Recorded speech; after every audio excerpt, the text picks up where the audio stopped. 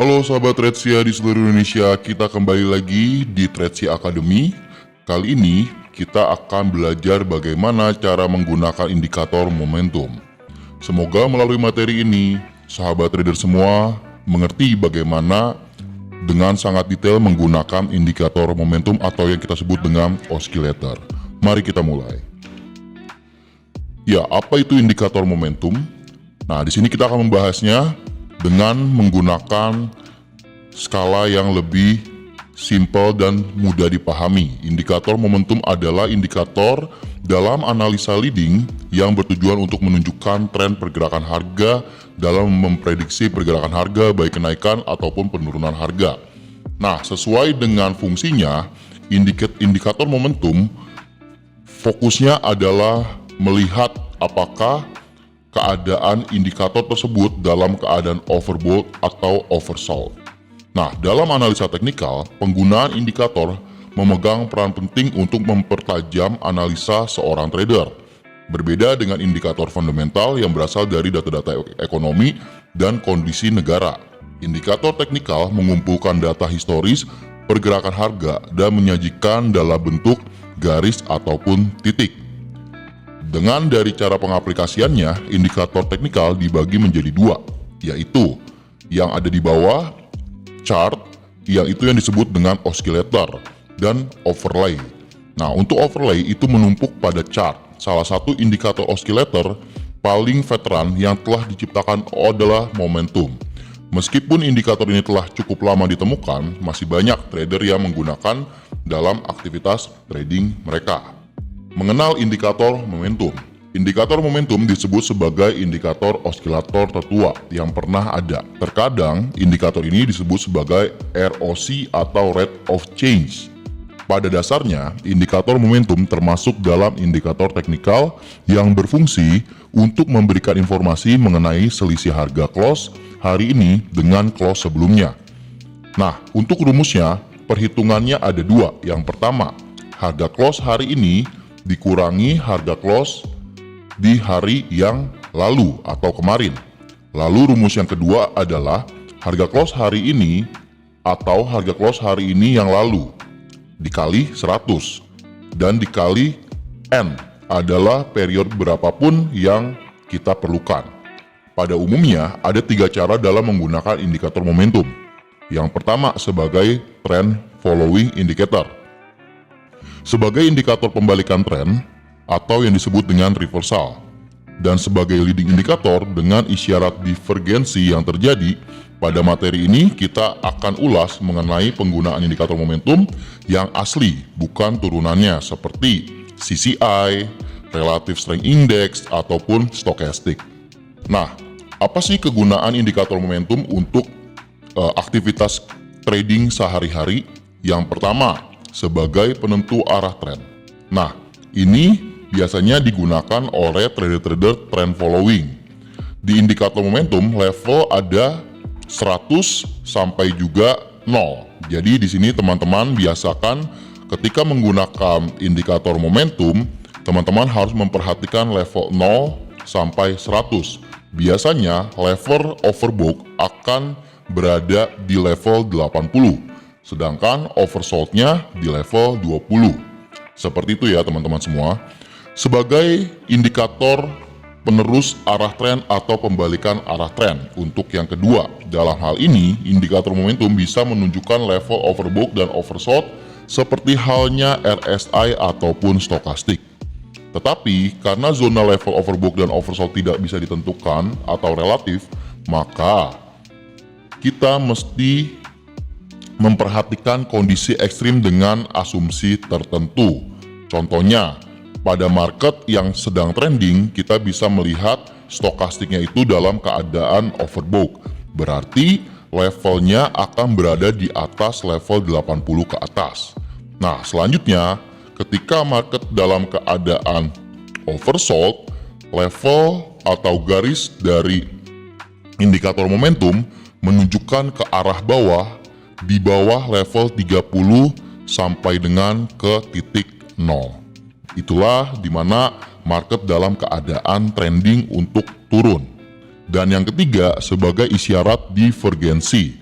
Nah, indikator momentum membantu kita untuk mengenali divergensi bullish atau yang kita sebut dengan garis warna biru dan divergensi bearish atau yang kita lihat biasanya menjadi warna merah.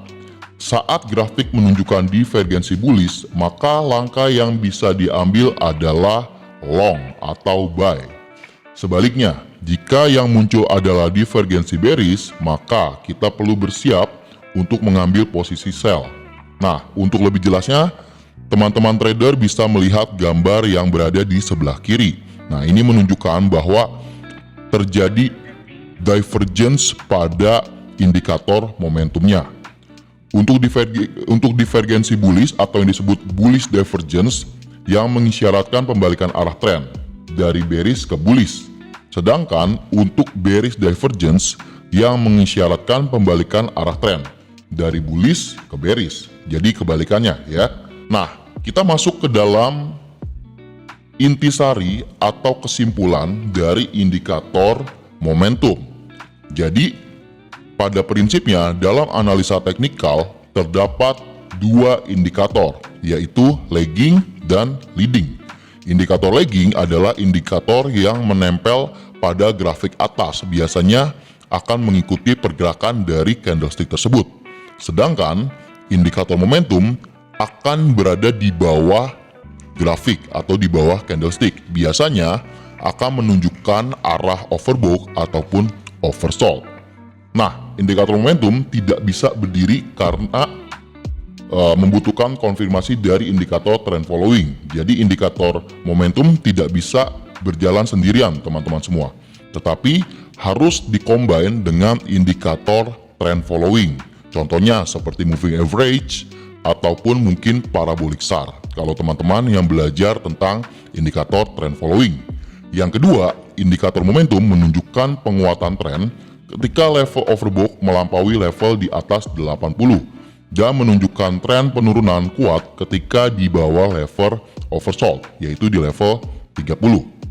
Yang ketiga, indikator momentum memiliki tingkat sensitivitas yang sangat tinggi.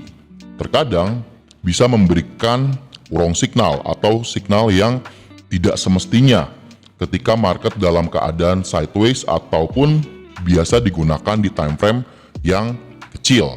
Nah, namun indikator momentum atau indikator leading indikator biasa cocok digunakan untuk seorang scalper trader yang biasa bermain di time frame 15 menit sampai 1 menit. Jadi di sini teman-teman, untuk memperkuat analisa teman-teman semua dan mengambil keputusan buy ataupun sell, teman-teman semua bisa menggunakan indikator momentum. Untuk study case-nya, kita akan melihat pada grafik saat ini. Ya, di sini teman-teman bisa melihat bahwa saat ini grafik dalam keadaan kosong. Kita membuka market crypto IDX pada time frame 1 menit, di mana kita akan mengaktifkan indikator momentum. Di sini kita bisa melihat banyak sekali indikator dari Alligator, Bollinger Band, dan lain-lain. Namun yang akan kita gunakan untuk kita bisa melihat momentum adalah indikator stokastik. Nah, di sini kita akan menggunakan indikator stokastik dengan periode default, artinya bawaan dari platform trading ini. Nah, di mana kita akan mengaktifkan dan kita apply. Nah, di sini saya akan menjelaskan teman-teman semua bagaimana melihat area overbought dan oversold-nya. Ketika kita menarik garis di level seperti ini, kita bisa melihat bahwa market dalam keadaan yang ranging atau yang disebut dengan sideways. Namun, dalam keadaan yang sideways, kita bisa melihat garis yang berwarna orange dia crossing kepada garis yang berwarna kuning dan berada di atas level 80. Ini yang menandakan bahwa market saat itu sedang berada di area overbought atau jenuh beli. Nah, lalu selanjutnya market mengalami penurunan atau yang disebut dengan jenuh jual, di mana kita bisa melihat ya dari atas ini lalu ke bawah. Di sini adalah di mana market sudah masuk ke dalam level yang paling bawah, sehingga di titik inilah biasanya trader-trader akan melakukan yang namanya pembelian. Dan tadi teman-teman bisa lihat, di sini biasanya trader-trader akan melakukan yang namanya penjualan.